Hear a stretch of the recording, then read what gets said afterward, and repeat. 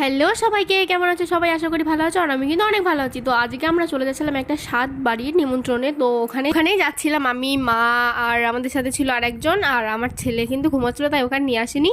তো তারপরে কিন্তু আমাদেরকে শরবত দিয়ে দিয়েছিল, আর আমরা কিন্তু শরবত খাওয়ার পর আমরা একটুখানি এখানে বসে গল্প করছিলাম সবার সাথে। আর এদিকে হচ্ছিল রান্না বান্না সব কমপ্লিট। তো ওগুলোই সব এখন সাজানো হচ্ছিল সবাইকে খেতে দেবে বলে। আর আমার ছেলে না উঠে পড়েছিল, তাই ওকেই আনতে যাচ্ছিলাম। তো ওকে নিয়ে তারপর আমরা কিন্তু আবার যাব। তো এখানে উঠে পড়েছিল, আর ওকে রেডি করে আমরা কিন্তু আবার নিয়ে যাচ্ছিলাম। আর ওর হাতেই পাউডার লাগানোর এই তুলিটা ছিল, আমি বুঝতে পারিনি, ওটাকে নিয়ে ও চলে গেছিল তাদের বাড়িতে।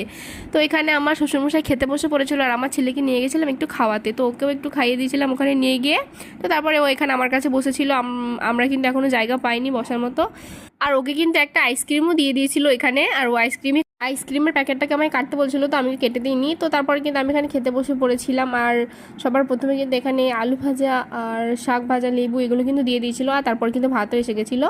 আর ভাতের সাথে ছিল কিন্তু শুক্তো। আর আমার শুক্তো খেতে ভালো লাগে না, আমি বুঝতে পারিনি, আমাকে দিয়ে দিই। আর তারপরে কিন্তু পাতে পটল চিংড়িও পড়ে গেছিলো। আর তারপর একটা মাছের পিসও দিয়েছিল আমাকে। আর তারপর কিন্তু খাওয়ার পর চাটনি, পাঁপড়, এগুলো এসে গেছিলো। আর ওগুলো খেতে শেষ করতে না করতেই কিন্তু পায়েস আর মিষ্টিও পাতে পড়ে গেছিলো। আর তারপর আইসক্রিম জোয়া নিয়ে আমি চলছি বাড়ি। আর আইসক্রিমটা খেতে খেতে কিন্তু আমি যাচ্ছিলাম বাড়ি। আর এটা হচ্ছে আমাদের বাসা, এদিক দিয়েই কিন্তু রাস্তা। তো আমি এখন আইসক্রিম খাই। আর আমার ছেলে কিন্তু আইসক্রিমটা এখানে দেখে নিয়েছে, তো ও আমার কাছ থেকে নিয়ে নিল। তো তারপরে আমি ওকে দিয়ে দিলাম। আর এবার আমি চেঞ্জ করবো। তো চলো টাটা, ভিডিওটা এখানেই শেষ করছি।